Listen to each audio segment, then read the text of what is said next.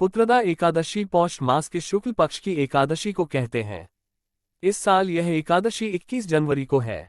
मान्यता है कि यदि संतान सुख से वंचित दंपति इस व्रत को करें और विधि विधान से पूजा करने के बाद व्रत की कथा का पाठ करें तो व्रत का संपूर्ण फल मिलता है और शीघ्र ही उनके घर में खुशखबरी आती है। आइए आपको बताते पुत्रदा एकादशी की व्रत कथा विस्तार से। भगवान श्री कृष्ण ने युधिष्ठिर से कहा, राजन, पौष के शुक्ल पक्ष की जो एकादशी है उसे बतलाता हूँ, सुनो। महाराज, संसार के हित की इच्छा से मैं इसका वर्णन करता हूँ। राजन, पूर्वोक्त विधि से ही यत्नपूर्वक इसका व्रत करना चाहिए। इसका नाम पुत्रदा है।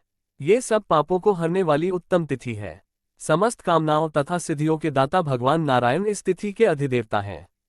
चराचर गणियों सहित समस्त त्रिलोकी में इससे बढ़कर दूसरी कोई तिथि नहीं है। पूर्वकाल की बात है, भद्रावतीपुरी में राजा सुकेतुमान राज्य करते थे। उनको रानी का नाम चंपा था। राजा को बहुत समय तक कोई वंशधर पुत्र नहीं प्राप्त हुआ, इसलिए दोनों पति पत्नी सदा चिंता और शोक में डूबे रहते थे। राजा के पितर उनके दिए हुए जल को बड़े ही शोक के साथ पीते थे और सोचते थे कि राजा के बाद और कोई ऐसा नहीं दिखाई देता जो हम लोगों का तर्पण करेगा। ये सोच सोचकर पितर दुखी रहते थे। एक दिन राजा घोड़े पर सवार हो गहन वन में चले गए। पुरोहित आदि किसी को भी इस बात का पता न था। मृग और पक्षियों से सेवित उस सघन कानन वन में राजा भ्रमण करने लगे।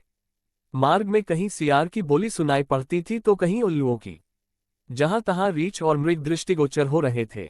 इस प्रकार घूम घूम कर राजा वन की शोभा देख रहे थे। इतने में दोपहर हो गया। राजा को भूख और प्यास सताने लगी। वे जल की खोज में इधर उधर दौड़ने लगे। किसी पुण्य के प्रभाव से उन्हें एक उत्तम सरोवर दिखाई दिया जिसके समीप मुनियों के बहुत से आश्रम थे। शोभाशाली नरेश ने उन आश्रमों की ओर देखा तो उस समय शुभ की सूचना देने वाले शकुन होने लगे। राजा का दाहिना नेत्र और दाहिना हाथ फड़कने लगा, जो उत्तम फल की सूचना दे रहा था। सरोवर के तट पर बहुत से मुनि वेद पाठ कर रहे थे। उन्हें देखकर राजा को बड़ा हर्ष हुआ। वे घोड़े से उतरकर मुनियों के सामने खड़े हो गए और पृथक पृथक उन सबकी वंदना करने लगे। ये मुनि उत्तम व्रत का पालन करने वाले थे। तब राजा ने हाथ जोड़कर बारंबार दंडवत किया। तब मुनि बोले, राजन, हम लोग तुम पर प्रसन्न हैं। राजा बोले, आप लोग कौन हैं? आपके नाम क्या है तथा आप लोग किस लिए यहाँ एकत्रित हुए हैं? ये सब सच सच बताए। मुनि बोले, राजन, हम लोग विश्वेदेव हैं, यहाँ स्नान के लिए आए हैं।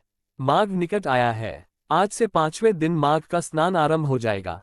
आज ही पुत्रदा नाम की एकादशी है जो व्रत करने वाले मनुष्यों को पुत्र देती है। राजा ने कहा, विश्वेदेवगण, यदि आप लोग प्रसन्न हैं तो मुझे पुत्र दीजिए। मुनि बोले, राजन, आज के ही दिन पुत्रदा नाम की एकादशी है। इसका व्रत बहुत विख्यात है। तुम आज इस उत्तम व्रत का पालन करो।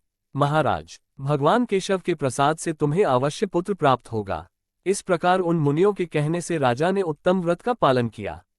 महर्षियों के उपदेश के अनुसार विधिपूर्वक पुत्रदा एकादशी का अनुष्ठान किया। फिर द्वादशी को पारण करके मुनियों के चरणों में बारंबार मस्तक झुकाकर राजा अपने घर आए।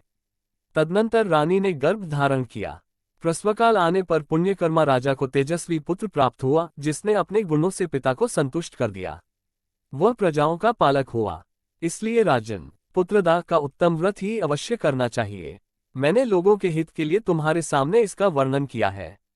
जो मनुष्य एकाग्रचित होकर पुत्रदा का व्रत करते हैं वे इस लोक में पुत्र पाकर मृत्यु के पश्चात स्वर्गगामी होते हैं।